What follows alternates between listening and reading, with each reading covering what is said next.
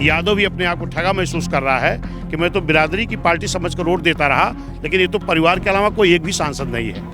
यहाँ तक कि आजमगढ़ में जहाँ बहुजन समाज पार्टी के नेता मानवर कांसीराम साहब मान्यभंज ने 89 में रामकृष्ण यादव जी को सांसद बना दिया था। फिर रमाकांत यादव हुए, उमाकांत यादव हुए, डंपी यादव हुए, लेकिन आज भी माननीय अखिलेश यादव जी को पीडीए का जो नारा देते हैं ना, उनको आजमगढ़ में कोई यादव नहीं मिलता, घर से भेजना पड़ता सफाई से। 9 अक्टूबर के बसपा का एक बहुत बड़ी रैली का आयोजन किया जा रहा है। ये काशीराम स्मारक स्थल पे इस वक्त मैं मौजूद हूँ। यहाँ पे व्यवस्था देखिए किस तरीके से पूरी तरीके से तैयारी की जा रही है। तमाम जिले के लोग जो भी बसपा के समर्थक हैं, जिला अध्यक्ष हो या अलग अलग प्रदेशों के प्रदेश अध्यक्षों का भी शिरकत आपको देखने को मिलेगा 9 अक्टूबर को। हालांकि तैयारियां जो हैं वो जोरों पे है। कहीं ना कहीं मायावती का यह शक्ति प्रदर्शन 2027 के विधानसभा चुनाव को ध्यान में रखते हुए किया जा रहा है। फिलहाल हमारे साथ बसपा के प्रदेश अध्यक्ष हैं विश्वनाथ पाल जी। इनसे ही बातचीत करूंगी कि क्या कुछ तैयारी है, किस तरीके का प्रदर्शन होगा, इनसे ही जानते हैं। सर, कल बसपा एक बड़े स्तर पर रैली करने जा रही है, मायावती की महारैली। और जब मायावती की रैली होती है तो वो भीड़ का नज़ारा सियासत में एक चर्चा का विषय बन जाता है। देखिए, ना तो ये महारैली है, ना ये किसी और प्रदेश के लोग हैं। जो आपने कहा अलग अलग प्रदेशों के आएंगे, तो ये खाली उत्तर प्रदेश के स्तरीय एक प्रदेश का कार्यक्रम है, जिसमें जो बामसेव DS4 बहुजन समाज पार्टी के संस्थापक रहे माननीय श्री कांसीराम जी की पुण्यतिथि है। इस मौके पर जो भी लोग पुष्प अर्पित करने के लिए आएंगे, उनको मान्यबहन जी संबोधन भी करेंगी।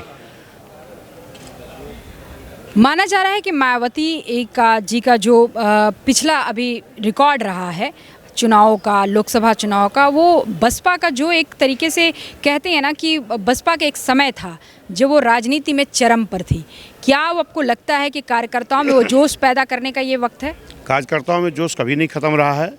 आपने देखा होगा कि जो अलग अलग विचारधारा के लोग अलग अलग दल बनाए थे, ये सारे लोग एक झुंड बना करके, एक तरफ 38 दल के लोग, एक तरफ 28 दल के लोग खड़े थे।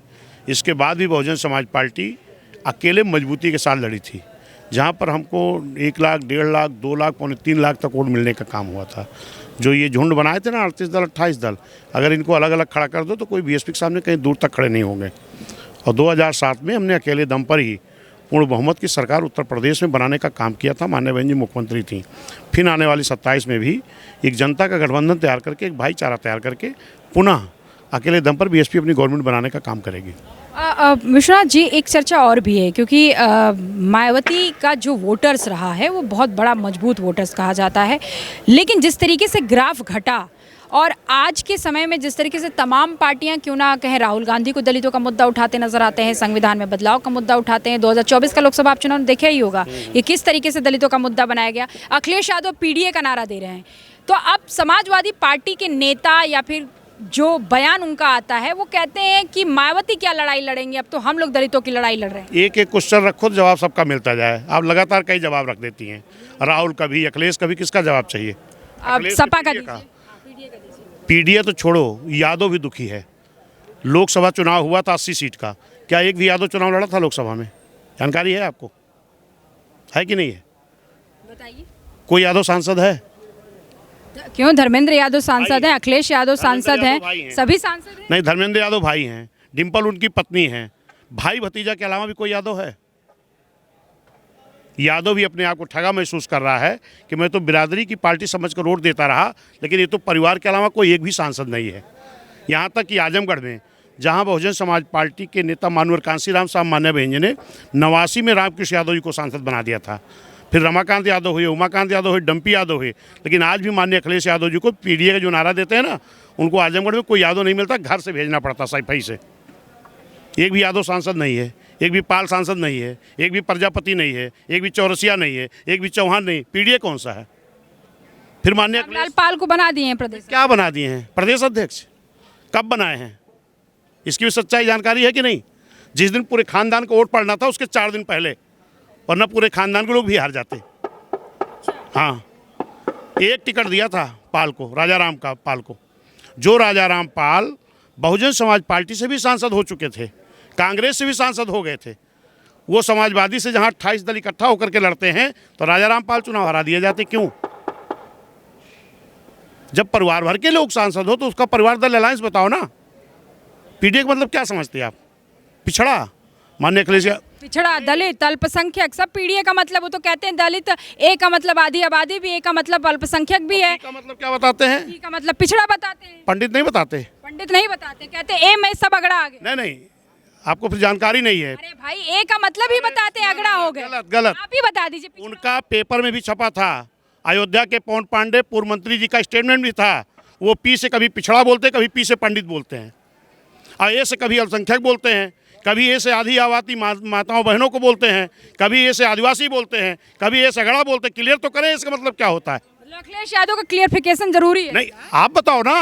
पीडीए का मतलब क्या है? पीडीए का मतलब परिवार दल अलायंस, परिवार दल डेवलपमेंट। तो भाजपा वाला शब्द ये बोल रहे हैं। भाजपा वाले बोल रहे हैं। भाजपा वाले कहते हैं कि पीडीए का मतलब परिवार डेवलपमेंट अथॉरिटी है। भाजपा वालों ने मेरा शब्द चुराया है। अच्छा, इसकी जानकारी कर लेना। पहले विश्वनाथ पाल इसको बोलना शुरू किए, हमारी बहन जी ने बोला है। और अगर परिवार दल के अलावा, इसको भाषण मत समझो, परिवार के अलावा कोई एक यादव सांसद हो बता दो हमको।